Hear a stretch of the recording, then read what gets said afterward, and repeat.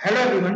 आज के English literature के इस वीडियो में हम लोग डिस्कस करेंगे थिएटर ऑफ एब्सर्ड को, जो कि आपके एग्जाम के पॉइंट ऑफ व्यू से बहुत इंपॉर्टेंट है। तो ये वीडियो ऐसे कैंडिडेट्स जो कि UGC NET exam, SET exam, SLET exam, GATE exam, PGT, PGT, KVS, DSSB, EMRS, NBS या फिर स्टेट लेवल के इंग्लिश टीचर या फिर असिस्टेंट प्रोफेसर की प्रिपरेशन कर रहे हैं, उन सभी कैंडिडेट्स के लिए वीडियो बहुत हेल्पफुल होने जा रहा है। तो इस वीडियो को आप एंड तक देखिएगा। तो इस वीडियो में हम लोग जिन क्वेश्चंस को डिस्कस करेंगे वो है what is theatre of absurd in English literature, what is the origin of theatre of absurd, what is the purpose of theatre of absurd, what are the important characteristics of theater of absurd, what are the elements of theater of absurd, what are the examples of theater of absurd। तो यही सभी questions पे हम लोग जो हैं आज के इस वीडियो में डिस्कस करेंगे। और अगर अभी तक आपने बीएसआई एकेडमी इंग्लिश लिटरेचर के चैनल को सब्सक्राइब नहीं किया है, subscribe this channel, like this video and share this video. तो आज का पहला क्वेश्चन हमारा है what is theatre of absurd. तो थिएटर ऑफ एब्सर्ड जो है इसकी डेफिनेशन में हम लोग बात करें तो ये एक तरह का ऐसा थिएटर जॉनरा है जिसका प्राइमरली जो कंसर्न है वो एग्जिस्टेंशियलिज्म फिलॉसफी के ऊपर है। यानी जो एग्जिस्टेंशियलिज्म फिलॉसफी है जिसमें बात की जाती है कि इस सोसाइटी के अंदर हर पर्सन का अपना खुद का वजूद होता है, उसका अपना खुद की पोटेंशियल होती है। उसके बारे में बोला जाए कि हर व्यक्ति का अपना खुद के गोल होते हैं, तो हर पर्सन का अपना एग्जिस्टेंसनेस है। तो इसी एग्जिस्टेंशियलिज्म फिलॉसफी के अंदर जो है ये थिएटर ऑफ एब्सर्ड आता है। और इसके अंदर हम लोग देखें तो ये जो ड्रामा होते हैं, जो भी ये प्ले होते हैं, इनका जो फॉर्मेट होता है वो सर्कुलर फॉर्मेट होता है। सर्कुलर फॉर्मेट का मतलब ये होता है स्टार्टिंग, इनिशियल और जो एंड पार्ट आता है तो आपको लगेगा कि स्टोरी जो एंड में आ रही है वो अपने आप को दोबारा से एक तरह से वो रिपीट कर रही है, जिसकी स्टार्टिंग पॉइंट और एंडिंग पॉइंट जो है दोनों के दोनों सेम होते हैं। तो the play have a circular format with the starting point and the ending point being the same. इसमें हम लोग देखें to represent the absurdity of the human existence in a meaningless universe by a bizarre और fantastic mean। यानी यहां पर देखें तो एक तरह से ये बोला गया है कि जो ह्यूमन एग्जिस्टेंस है उसकी अपनी खुद की एब्सर्डिटी है, यानी उसका कोई खुद का अपना कोई वजूद नहीं है। क्योंकि मतलब जिस तरह से मतलब एक तरह की, जैसे कि मैंने आपको बताया है कि ये एग्जिस्टेंस फिलॉसफी के ऊपर डिपेंड है। तो यहाँ पर ह्यूमन एग्जिस्टेंस का कोई वजूद नहीं है, एक तरह से उसकी एब्सर्डिटी को प्रेजेंट किया गया है। और ये जो ह्यूमन एग्जिस्टेंस को बताया गया है कि जो यूनिवर्स के सामने जो है ना, ये एक तरह का जो यूनिवर्स है ये मीनिंगलेस है ना। तो उस कॉन्सेप्ट को, इस फिलॉसफी को बहुत ही क्रूड मैनर से, बहुत ही बिजार मेथड से, बहुत ही फैंटास्टिक मीन से जो है इसको रिप्रेजेंट किया जाता है थिएटर ऑफ एब्सर्ड। ओके, अब इसमें हम लोग देखें जिसके अंदर बहुत स्टार्टिंग में बड़ी इरैशनल और इलॉजिकल तरह की स्पीच जो है स्टार्टिंग में कैरेक्टर करते हैं, जो कि बाद में धीरे धीरे वो जो उसकी स्पीच है वो लॉजिकल रूप में आने लगती है और जो उसके आर्गुमेंट होते हैं वो भी बड़े लॉजिकल वे में प्रेजेंट होने लगते हैं। यानी स्टार्टिंग में लॉजिकल और इरेशनल स्पीच जो है अपने आप ही लॉजिकल कंस्ट्रक्शन और आर्गुमेंट में कन्वर्ट हो जाती है। तो यही बताया गया है कि ये जो यूनिवर्स है, ये जो ब्रह्मांड है, इसका अपना खुद का मीनिंग नहीं है, क्योंकि अल्टीमेटली सभी को आखिरी में एंड हो जाना है। और यही जो है हमारी ह्यूमन एग्जिस्टेंस की भी जो है ये एंडिंग को शो करता है। अब इसमें आगे देखिए, it show what occurs when human existence is devoid of meaning और purpose and communication break down. यानी यहां पर बताया गया है कि एक तरह से ह्यूमन एग्जिस्टेंस का क्या हो जाता है जब वो अपने पाथ से, अपने मीनिंग से और जो उसका पर्पस है उससे भटक जाता है ना, वो एक तरह का कम्युनिकेशन ब्रेक डाउन हो जाता है। तो इसी के अंदर थिएटर ऑफ एब्सर्डिटी में, थिएटर ऑफ एब्सर्ड में इसको शो किया जाता है। तो ह्यूमन एग्जिस्टेंस किस तरह से अपने पाथ से भटक जाता है जब वो किसी भी तरह का कम्युनिकेशन ब्रेक डाउन हो जाता है और जब उसका जो मेन पर्पस है उसको वो अचीव नहीं कर पाता है। अब इसमें आते हैं कि अल्टीमेटली यहाँ पर जो थिएटर ऑफ एब्सर्ड के अंदर जो शो किया जाता है, देखिए थिएटर ऑफ एब्सर्ड का मतलब ये हो गया कि एक ऐसे प्ले जो कि थिएटर में शो किए जाते हैं। आपने देखा होगा बहुत पहले या अभी भी देखते होंगे, ये कोई पर्सन है, वो उसने बड़ा ब्लैक कलर का या व्हाइट कलर का पूरा का पूरा पोशाक पहन रखी, बड़ी टाइट सी पहन रखी और अपने फेस के ऊपर भी बड़े अलग अलग तरह की आकृति लगा रखी है और बड़े अलग तरह के डांसिंग मूवमेंट शो कर रहा है और मतलब कुछ अपने मुंह से कोई स्पीच मतलब स्टार्टिंग में नहीं बोलता, धीरे धीरे बोलना स्टार्ट कर देता। तो उसी तरह की रिप्रेजेंटेशन को थिएटर ऑफ एब्सर्ड कहा जाता है। और अल्टीमेटली इसमें क्या होता है, जब एंड होने वाला होता है, जब प्ले का कंक्लूजन आता है, तो साइलेंस हो जाता है, जिसके अंदर अल्टीमेटली हम लोग जो है कंक्लूजन तक पहुंच जाते हैं। अब थिएटर ऑफ एब्सर्ड का जो ओरिजिन है, what is the origin of theatre of absurd, जरा उसको भी चेक करते हैं। तो थिएटर ऑफ एब्सर्ड की बात करें तो ये जो टर्म है 1960 में इसको बताया गया था बाय द मार्टिन एसलिन, जिन्होंने इसको अपने एसे the theatre of the absurd में यूज किया था इन 1960 में। अब ये जो है इस तरह के जो थिएटर जॉनरा है, ये मिड 20th सेंचुरी में बड़े ओरिजिनेट हुए, खासतौर से पेरिस में और न्यूयॉर्क सिटी के अंदर, यूएस के अंदर। अब थिएटर ऑफ एब्सर्ड का पर्पस क्या है, what is the purpose of theatre of absurd, इनको पढ़ते हैं। तो पर्पस की बात करें तो जनरली जो है थिएटर ऑफ एब्सर्डिटी से जो एक तरह का जो ऑर्थोडॉक्सी, जो रिलीजियस और पॉलिटिकल ऑर्थोडॉक्सी है, उसके ऊपर प्रहार किया जाता है। So it attacks the comfortable certainty of the religious और पॉलिटिकल ऑर्थोडॉक्सी, जो कि अपने आप में एक चिंता का विषय है और इसे डिबेटेबल है, तो मैं इसके बारे में ज्यादा बोलूंगा नहीं। तो attack the comfortable certainty of the religious and और political orthodoxy.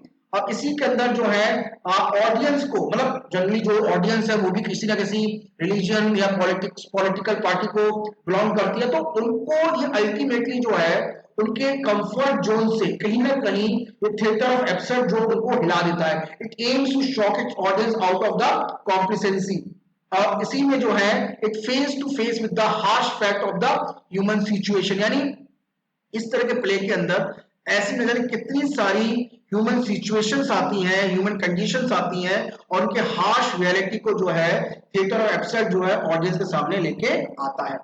To explore the element in the world that do not make any sense, यानी एक तरह की ऐसी फिलॉसफी जिसके अंदर दुनिया के अंदर जाने ऐसे कितने सारे एलिमेंट्स हैं, कौन से एलिमेंट्स हैं, एलिमेंट का मतलब है कि उन एलिमेंट को दुनिया के ऑडियंस के सामने लाना जिसका कोई अपना सेंस नहीं बनता है। और यहाँ पर जो है अल्टीमेटली क्या हमारी जिंदगी का मीनिंग है, क्या हमारी लाइफ का मीनिंग है, उन क्वेश्चनों को, उन सवालों को जो है ऑडियंस के सामने रखा जाता है। देन नेक्स्ट इसमें आता है what are the important characteristic of theatre of absurd.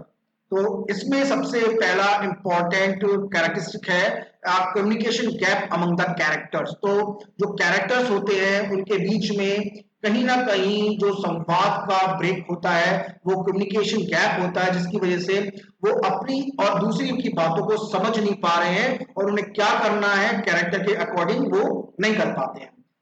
Focus on the abstract value of life, यानी देखिए हमारी लाइफ में जब हम लोग बात करें तो जो उसका पर्पस है, उसकी जो रियलिटी है, मतलब हम लोग अगर कोई बात को देखते हैं तो हम लोग यहाँ पे जाना पसंद करते हैं जो कि एकदम प्री डिफाइंड होता है। बट अगर हम लोग रियलिटी में अपनी लाइफ को देखें वो बड़ी एब्स्ट्रैक्ट फॉर्म है ना, उसके बारे में कह जाना, एक अच्छे फिलोसफर तक उसके बारे में ना कुछ कह नहीं पाए। तो यहाँ पर जो जिंदगी की जो एब्स्ट्रैक्ट वैल्यू है उसके ऊपर जो है मेनली फोकस किया गया है एब्स्ट्रैक्ट थिएटर ऑफ एब्सर्डिटी में। Meaningless and non conventional plot, यानी इनके जो प्लॉट होते हैं ना, जो प्लॉट के बारे में देखिए, नॉवल हो, ड्रामा हो, उसका अपना खुद का एक प्लॉट होता है ना, तो इसके अंदर जो प्लॉट्स हैं वो उनका कोई मीनिंग नहीं है, वो बड़े नॉन कन्वेंशनल फॉर्म में प्रेजेंट किए जाते हैं ऑडियंस के सामने। और जो स्पीच भी जो कैरेक्टर के द्वारा बोली जाती है, दी जाती है, वो बड़ी इरैशनल और इलॉजिकल होती है, इसके बारे में मैंने आपको बता ही दिया। और ये जो टाइम एंड प्लेस और कैरेक्टर्स हैं इनके बारे में कुछ भी हमें पता नहीं होता, कहाँ पे फिल्माया गया है, क्या इसका थीम है, क्या इसका बीच का बैकग्राउंड है, इसके बारे में किसी को कुछ भी मौजूद नहीं होता, कुछ पता नहीं होता। और इसमें कोई अधिकतर डायलॉग नहीं होते हैं, किसी भी तरह का स्पीच और कैरेक्टर्स में भी कोई जो होता है कम्युनिकेशन गैप होता है। अब इसी के अंदर क्वेश्चन ऑफ एग्जिस्टेंस, उसके मतलब ह्यूमन एग्जिस्टेंस के बारे में सवाल किए जाते हैं। मिसगाइडेड एंड नॉनसेंस लैंग्वेज, बड़ी बड़ी बड़ी बेतुकी और नॉनसेंस लैंग्वेज का यूज किया जाता है इनके संवाद के अंदर। इसी तरह से focus on the state of the mind of character trapped in illogical and incomprehensible situation, and characters को बड़ी इलॉजिकल और awkward सिचुएशन में लेके आया जाता है, जिससे उन कैरेक्टर का जो स्टेट ऑफ माइंड है उस पर फोकस किया जाता है कि अगर वो बाई चांस इस तरह की इलॉजिकल स्टेट में आ जाती है तो क्या उस कैरेक्टर का प्रेजेंस ऑफ माइंड होगा, स्टेट ऑफ माइंड होगा उस समय का। और इसी तरह से जो राइटर्स होते हैं जनरली जो एब्सर्ड थीम, कैरेक्टर्स और सिचुएशन को रिप्रेजेंट करते बाय द क्वेश्चनिंग, उस और उसका जो मीनिंग और उसका स्ट्रक्चर है उनको जो है इस थिएटर एब्सर्ड के अंदर शो किया जाता है। स्टूडेंट्स, इंग्लिश लिटरेचर के काफी सारे कोर्सेज जो है बीएसए अकेडमी द्वारा प्रेजेंट किए जाते हैं, जिसमें UGC net course, set exam के कोर्स, टीजीटी पीजीटी के कोर्स, केवीएस, डीएसएससी, ईएमआईएस और एनवीएस के कोर्स और असिस्टेंट प्रोफेसर के कोर्सेज, पीएचडी एंट्रेंस एग्जाम के कोर्सेज हैं। तो इन कोर्सेज में एनरोल के लिए, इंक्वायरी के लिए आप हमारे व्हाट्सएप पे कांटेक्ट कर सकते हैं। हमारा व्हाट्सएप नंबर आपके स्क्रीन पर अवेलेबल है। इसके अलावा अगर आपका कोई डाउट है उनके बारे में भी हमें आप डिस्कस कर सकते हैं। अब देखिए, अगर अभी तक आपने बीएसए एकेडमी इंग्लिश लिटरेचर के चैनल को सब्सक्राइब नहीं किया है, subscribe this channel, like this video and share this video. Next इसमें आता है what are the important elements of theatre of absurd. Theatre of absurd के कौन कौन से इंपॉर्टेंट एलिमेंट्स हैं, इनको भी देख लेते हैं। जिसमें पहला आता है visual absurdity, out of tune, यानी वो जो म्यूजिक प्ले हो रहा है थिएटर का, वो कैरेक्टर के द्वारा जो शो रिप्रेजेंटेशन किया जाता है या एक्शन किया जाता है, एकदम दोनों में किसी भी तरह का एक तरह से बोला जाए कि कोई लॉजिक नहीं है उन दोनों में। Then cliches, stereotype and over use phrases जो है ये भी है, यानी बहुत सारे के स्टीरियोटाइप को प्रेजेंट किया जाता है, जो फ्रेज भी यूज किए जाते हैं इस ड्रामा में वो भी बड़े बार बार उनको यूज किया जाता है। प्लॉट भी सर्कुलर है, जैसा कि मैंने बताया स्टार्टिंग पॉइंट और एंड पॉइंट एकदम सेम जैसा होता है, तो प्लॉट लाइन जो सर्कुलर होती है। मीनिंगलेस लैंग्वेज है, नॉनसेंस लैंग्वेज है जिसका कोई अपना कोई मीनिंग नहीं है, और anti character, anti language, anti drama और एंटी प्लॉट को शो किया जाता है थिएटर ऑफ एब्सर्डिटी के अंदर।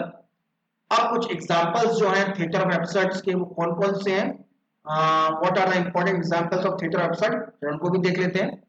जिसके अंदर waiting for Godot and happy days by the Samuel Beckett, ये जो है इंपॉर्टेंट एग्जांपल है। Then the zoo story by the Edward Albee, ping pong by the Arthur Adamov, Cruma by the Manuel de Pedrolo, automobiles graveyard by the Fernando Arrabal, the balcony by the Jean Genet, the home coming by the Harold Pinter, three plays of the absurd by the Walter Waits, the le pong by the Arthur Adamov, I think ये मैं repeat कर रहा हूं दोबारा से, ये हो चुका है।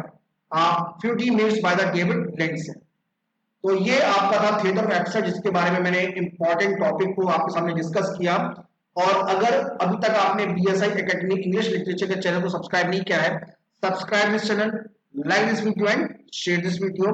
और हमारे कोर्सेज के लिए आप हमारे व्हाट्सएप नंबर पे कांटेक्ट कर सकते हैं। हमारा व्हाट्सएप नंबर आपके स्क्रीन पे अवेलेबल है। किसी भी तरह की प्रॉब्लम के लिए भी आप हमें कांटेक्ट कर सकते हैं। और अगर अभी तक आपने इस चैनल को सब्सक्राइब नहीं किया है, subscribe this channel, like this video and share this video. और मिलते हैं आपसे एक और इम्पोर्टेंट टॉपिक के साथ नेक्स्ट वीडियो में। आपने हमें सुना उसके लिए बहुत बहुत धन्यवाद। तो नेक्स्ट वीडियो में मिलते हैं। Thank you.